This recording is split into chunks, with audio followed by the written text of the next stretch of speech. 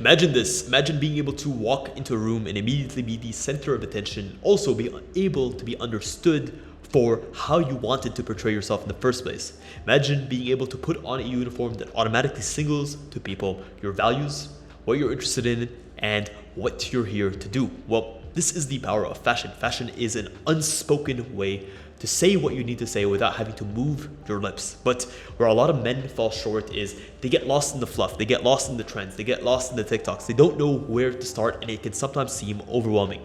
What you need to understand is to keep it simple. Fashion is all about understanding your archetype, and archetypes come in 3 key forms. On the flip side, you have your core rugged archetype. Then you have your refined archetype, and lastly, you have your Rakish archetype. In this episode, I'll be looking at each of these archetypes, explaining what they are and what they signal to others about yourself. And also, I'll give you guys a sample outfit that you can put together if each of these or one of these archetypes actually resonates with you the best. Who am I? Well, my name is Shadi Adada. I am the founder of Fit Design, and I've been a fashion designer working in the field for the last 7 years. I know a thing or two about fashion, and I've struggled with my own fashion journey. I've been that scrawny kid that didn't really know what to wear, was putting on the most random outfits and just following trends until I sort of got my footing. I understood myself better, and it all started with understanding who am I and what am I trying to say to the world. And then I used fashion as a way, as a methodology, as a vessel for that, and my life changed from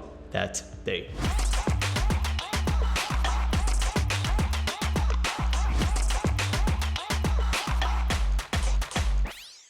We'll start off with number 1, the rugged archetype. This is a classically masculine archetype that values practicality and functionality above all else. It's the type of person that likes to spend time outdoors. They're always on the move. They put their comfort and they put the practicality of the clothing above everything. You'll most likely resonate with this type of archetype if you're someone that loves nature, that loves to get your hands dirty. You're not afraid of manual and physical labor. You're the type of person that is willing to go anywhere to do anything, and you want your clothing to be able to facilitate that part of yourself. There is a strength to the rugged archetype, and there is an unabashedness that says that I don't care if I'm not dressed up, this is who I am, and you must accept it for what it is.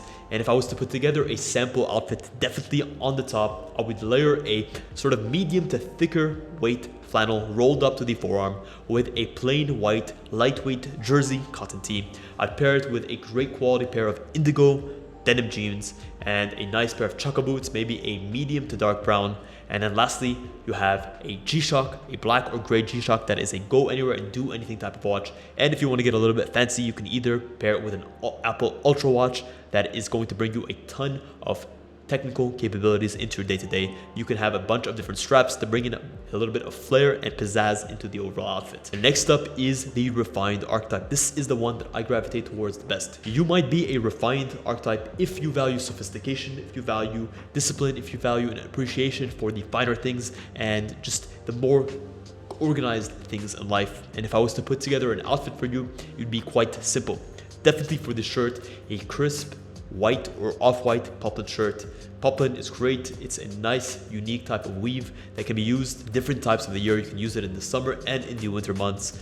Pairing that with a medium blue blazer, whether that's a blazer that is a single-breasted or a double-breasted, if you want to go all out. Then pair it with a matching pant with side adjusters. I'm not a fan of belts. I think they just throw off the proportions or the silhouette of an outfit. And then pairing that with a long color matched pair of socks. Definitely keep them as 100% cotton. If you can add in a little bit of cashmere, that's also a major plus, or even silk. And then pairing them with a cap toe Oxford in either black, dark brown, or light brown if you want to add some more pop to the finished outfit. When it comes to your choice of wristwear, you can definitely get fancy if that's something that you're interested in, but all I would like to tell you is stick to a stainless steel watch. Go for something that's brushed stainless steel. It's going to wear out better day in, day out. Something that's overly polished, it's going to be a headache, and it's not something that's going to be very practical for use in the office and outside of the office. It's going to get scuffed up. And definitely, if you want to get something nice, go for a sub or go for a sports watch. The sports watch is a unique and versatile look, one that you can dress up and dress down. And that's pretty much it. Last but not least is the Rakish archetype. This is the archetype of the non-conformist. This is the type of person that looks in adequately rejects societal norms and is willing to use his fashion as a way to portray that. This is typically the man that is insanely creative. This is the musician. This is the artist. This is the type of person that is sort of misunderstood by society and doesn't give a damn. This is someone that doesn't really care about the opinions of others and is willing to be unabashed in that unwillingness to care. The outfits typically put together here are eclectic and they usually break traditional fashion rules. This is all part of being a nonconformist. The types of products selected, the colors that are mixed, in terms of the silhouettes, the proportions that are used, it's things that you would not see a refined or even a rugged archetype type of person use or even portray. You might be a rakish archetype if you're someone that values nonconformity above all else. If you're someone that is interested in the creativity, the freedom, the inspired way of living,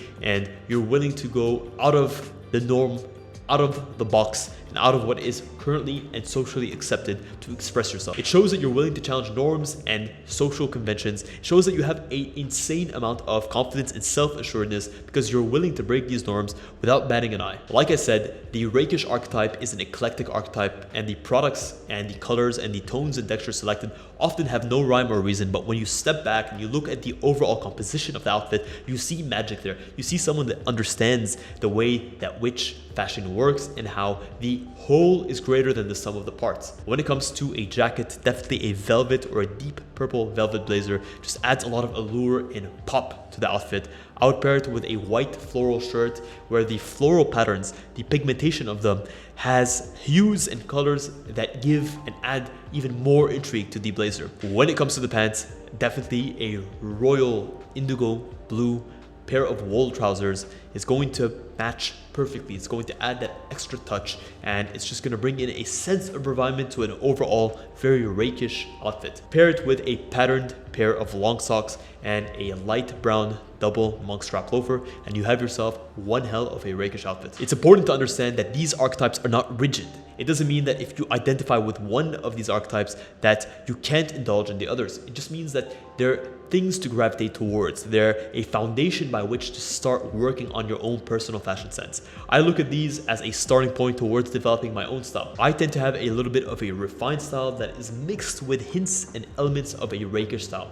Especially when I like to wear out things at night, I like to go for a slightly more rakish look where I'm pairing brighter colors, florals, vibrant and eccentric patterns into my more disciplined, my more grounded looks. And I think that balance, that mix, allows me to express myself in a way that is outside of the box, and it just makes the outfit more personal. I think when you wear things that are personal to you, that feel authentic to you, you wear them with more pride, you wear them with more confidence, you just have a little bit of a swagger in your step that resonates in everything that you do and how you speak and how you portray and present yourself to the world.